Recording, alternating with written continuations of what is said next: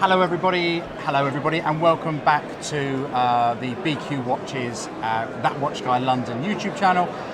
On the stand now I have with me a very special guest and friend, Marc Bourne. Marc, How welcome. are you? Very nice to see you. How are you doing? Yeah, not too bad, thank you. Now, for those of you that watch our channel will know that Marc Bourne was the proud owner of and runner and admin of the Rolex group on Facebook. The Rolex group. Yeah. The one and only. The one and only. And now, when we first had you on, I know it's a bit of an old story to rehash, but you'd grown significantly to 10,000. Then we saw you literally 6 shows in, and you were at like 20,000. Yeah, literally. Where jumped. are you up to now? Right now we're at 40, just over 45,000. Yeah, so it's grown dramatically. What's it like interacting with all these Rolex fans on a daily basis? You know what? It's a lot of fun. Don't take it too seriously. It's just a fun. It's everyone's hobby, and we all love watches. Yeah. Hence the Rolex show. Well, let's have a look. Let's talk about the London Watch Show. You've come down today with your friend Steve. What's it been like walking around? What have you noticed? I'm personally like a kid in the sweet shop here. It's incredible. It's amazing. So many people here. Everyone seems to be busy doing business. BQ stand is just incredible. Yeah, Spencer does like to put on a bit of a show, doesn't he? That pitch he's got there is just unreal. It's amazing. Yeah. It's amazing. What have you noticed maybe about the selection of watches that Spencer has versus everybody else downstairs? Different gravy to everyone else. It's not normal. If anything, it's too many. I think it could confuse people. You know, the selection is amazing, really amazing. So I'll tell him Marc Bourne said less watches next time. Well, no, because it's amazing to see them. But do you know what I mean? It's like it can confuse people. There's so many. And when you've been walking around the watch show, what is it you've noticed? Are there any watches in particular you thought, wow, that's a really cool piece, or that's something I would aspire to own one day?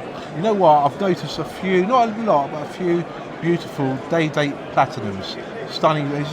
And if you're looking in a cabinet, they jump out at you. Always, they're beautiful. I love them. Absolutely love them. Have you seen the Eisenkaiser Spencer's got in No, I the haven't seen cabinet? it. You should go and check that out. It's really quite special. I'm going to go and have a look now. Yeah, and he's also got a malachite dial. Wow, amazing. Yeah. But I'll tell you what, one negative about this show. Tell me. There's no food or drink stand.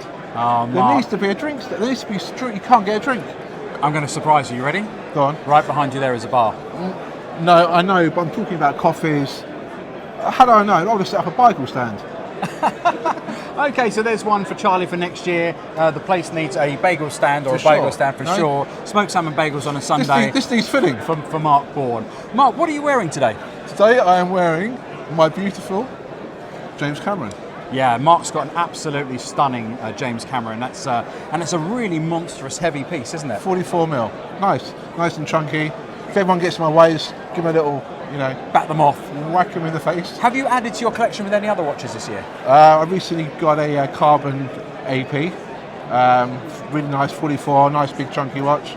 So you're not just limited to Rolex, are you? You like all watches. I love Audemars Piguet, I love Rolex. Richard Mille I love, can't afford them. Do you generally trade watches to sort of improve your collection? Yes. Or is it...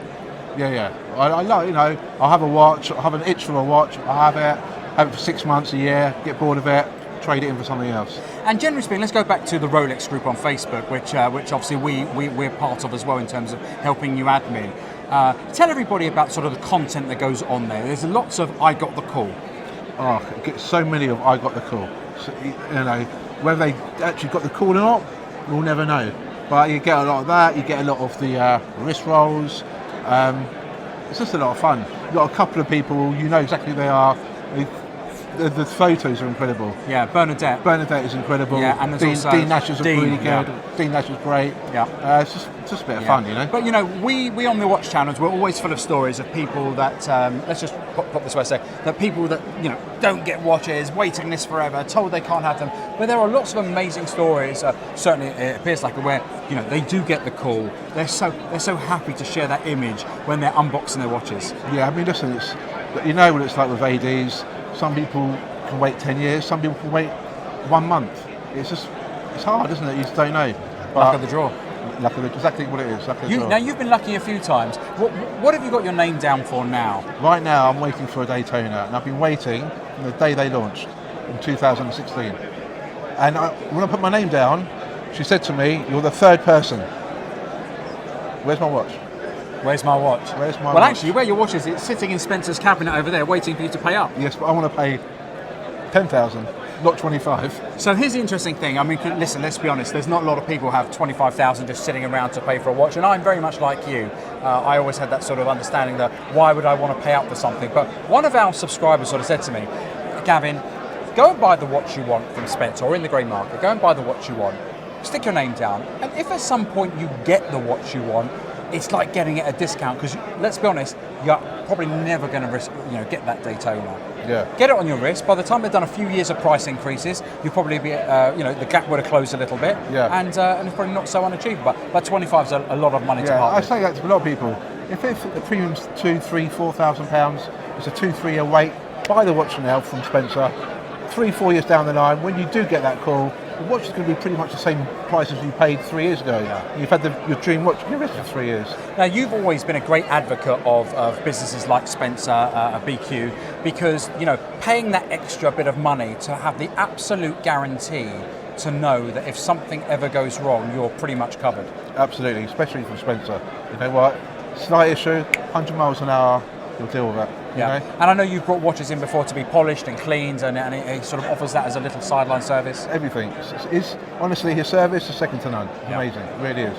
So what's the plans for the rest of the day? Obviously you're going to get something to eat because you're clearly starving. No one fed you. Yeah, I'm starving hungry. Don't get fed here, but I'm going to have another mooch. I've walked around probably 18 times so far. I'm going to make it 19, get some food, and probably edge out. And what do you think, just before I let you go, there's some of the watch brands here, the watch dealers, are attracting a younger audience. So let's talk about maybe like the Kettle Kids down there. A lot of their watches very blinged up, very, very specific, but there's a lot of a younger crowd. Do you feel that the watch market has really spread to that sort of younger demographic now? I think the Kettle Kids, lovely guys, they've got a great stand. I know Harvey. He does cater for, I think, for the younger, he does for the younger crowd. A lot of rappers and, I think if you walk around, you'll see some stands will cater for like middle-aged, older, but Kettle Kids is definitely for the young, the younger mob, for sure. Okay, well, Marc, thanks very much for joining us today. Good to see you. Enjoy the rest of the show. Thank you very much. Thank you.